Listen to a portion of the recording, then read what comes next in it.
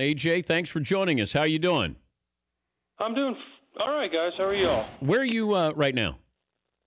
I'm in Orlando, Florida, where I grew up and where I live still to this day, and dealing with the ramifications of old Irma that just won't quit. How is it there? How are the conditions? Orlando's good now. We took a pretty good beating on Monday morning, Sunday night, late Sunday night, about 2 o'clock. But a lot of trees down, a lot of people still without power. Just going around, it's amazing what these hurricanes, Harvey, and feel for the people in Texas, and then Irma here in Florida, what it's done to people to bring them together. I mean, you just see people out helping each other. It's nice to see. How did you prepare for this? Well, in Orlando, we don't get it as bad. We're pretty fortunate. We're in the middle of the state, so we don't get the surge that all the other people get on the coast and where they get underwater. So we don't have that. But for us to prepare, you just try to trim your trees as much as possible. You stock up on water. You stock up on Chef Boyardee ravioli and SpaghettiOs for the kids, and just hope and pray for the best and it doesn't get too bad. Well, we appreciate you joining us. A couple of things to jump into. I don't know if you're a big fan of streaks, whether it's good or bad, and what it means for doing that in September and how that's going to play out and what it means in October. So look at the Dodgers, look at the Indians. Will any of this have an impact on what their postseason performance will be? Well, the Dodgers have a history of not winning in the postseason, so anytime you lose 11 games in a row in September, it's got to break your psyche a little bit, because if you remember 2 weeks ago, everyone was talking about them being one of the greatest teams of all time. So now all of a sudden you lose 11 games in a row, and people are like, what happened to the Dodgers? So you can say as a player it's not going to affect you, but at the end of the day, it's going to affect you, because you can't believe they were supposed to have this team that was built never to lose and just keep grinding out wins, and you lose 11 games in a row, it knocks you back a little bit. But I promise you this, I'd much rather be the Indians winning 20 games in a row than the Dodgers losing 11 games in a row. But I look at the Indians, and it feels like nationally they're still not a big story. Why is that? Well, it's because they're in Cleveland. I mean, if the Cubs had come back and won 20 games in a row, can you imagine the headlines? They'd be right up there with the 27 Yankees and these teams that won. So it's just because they're Cleveland, they're a little bit smaller market, and they also, this isn't a knock on their players. Kluber's a great pitcher, probably top 3 or 4 in all of baseball, but he doesn't command attention, because if you watch him last night, he throws a CG shutout to win 20 in a row, and he barely cracked a smile. I know. So that it was like, okay, great, I threw another shutout. I'm probably going to win the Cy Young now, and I don't even want to smile or celebrate it. That's what's awesome about him. And then, they have Lindor and they have Ramirez, some guys, but they don't command a lot of attention.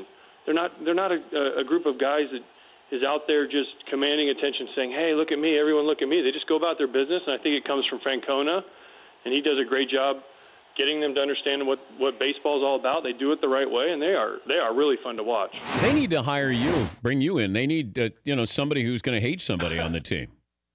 No, they're doing great. Plus baseball's hard, man. It's a hard sport to play. Once you're out of it and you look back and you realize how hard it was to do it every day, it's hard. But we watch and we'll see a pitch and we'll go, how did you miss that? Or, right? I do that all the time now. Trust me. Now that I'm in the booth, it's so much easier. Man, I'll see that pitch come in and you can see it, and it's like, oh, that's a changeup. And the guy swings and misses, and you're like, how did you swing at that? And then in your mind, you're like, man, I did that about 1,000 times, so I know exactly what they're thinking. And it's a different perspective, but it's fun because being around it still, I still get to go in. I still get to see the guys. You see guys that you're friends with and guys you didn't like too much, and you're respectful and they're respectful back. And it's fun to just be a part of it, but it's fun to remember the struggles and look back and say, man, I'm glad I don't have to try to do that anymore. Do you remember a time, and I always wondered why catchers weren't better hitters, because you guys called pitches, you saw more pitches than anybody. Can you explain that, why catchers aren't better hitters in general? Well, because they get the crap beat out of them every game. That's one reason. Okay. You get your hands beat up, you get your head beat up, you get your knees beat up, your feet beat up. So that's one. And then also, just it's hard as a catcher. You don't get to play every day. You're not an outfielder. I remember watching outfielders during our games, and the pitch would become. And this is when I wasn't playing, and I'd watch our outfielders, and they're working on their swing in between pitches. Well, meanwhile, a catcher's back there, chasing a ball around or thinking about how am I going to get Giancarlo Stanton out on the next pitch. So I mean, it's just such a mental toll that it takes on you catching that sometimes hitting gets pushed back to the back. But I mean, if you look at Posey and some of these other guys that are going now, there's some pretty good hitting catchers going. He's AJ Pierzynski, Fox Sports baseball analyst, joining us, Dan Patrick Show.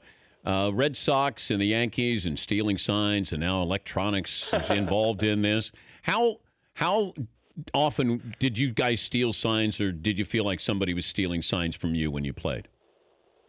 You always were aware of it. I remember we had a time in Toronto where Rick Hahn, who's the GM now of the White Sox, was the assistant GM, and he went out there. We were almost 100% sure that the Blue Jays were stealing signs, and we went out there, and I don't know that the White Sox ever admit this, but we caught a guy with a camera out there with looking at the catcher signs. So we started mixing them up, and one of our pitchers turned around backwards to the game, and this is when the Sky Dome had nobody in it.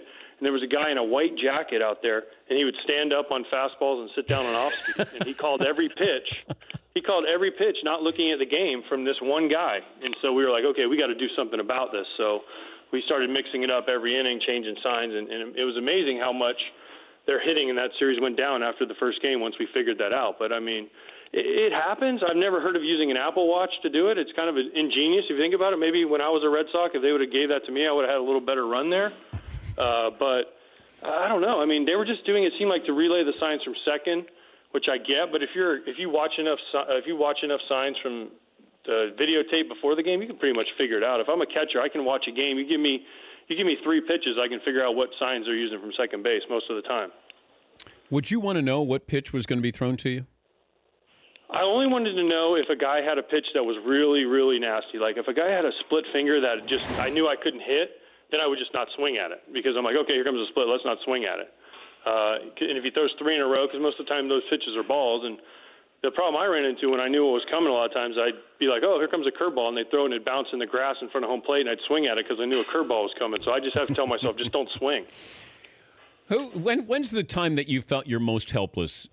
And I know that you're going to, be self-deprecating here, but was there a time when you just stood in the box and you go, this isn't I don't even know what I'm doing here, that you were that overmatched? There was a lot of times. Well, but the one time. There was a couple pitchers. No, there was a couple pitchers. Well, first of all, the one guy that I always hated facing more than anybody was a guy you might have heard of named Mariano Rivera because he had one pitch. He knew it was coming. And being a left-handed hitter, I couldn't hit it. He'd just break bats. I'd go up there and literally be like, all right, whose bat am I breaking today? And I'd ask the guys on my team, like, all right, I'm choosing your bat. I hope you don't like this one because it's going to be broken at the end. So he was the one guy that I was like, okay, I know what's coming. There's no way for me to hit this ball hard and keep it fair. And plus, it seemed like every time I faced him, the umpire gave him like a 3-foot strike zone on each side, up and down. And I was like, oh, man. And he deserved it, but I still was a little frustrating. But why do we give great pitchers even more latitude at the plate? Because they deserve it. No, they're great. They deserve it. No, they don't need it. They don't need it. They've earned it, though. They've earned it. I understand. I mean, remember back when Greg Maddux and Glavine were at their prime and they were throwing balls a foot off the plate, and Javi Lopez and Eddie Perez were setting up a foot off the plate, and they were all strikes? That was great. Especially being a Braves fan, it was awesome. Oh, man. Hey, well, good luck with what's going on post-Irma there in Orlando. Always great to catch up with you. We appreciate it, AJ. No problem, guys. Thanks a lot, and stay safe out there.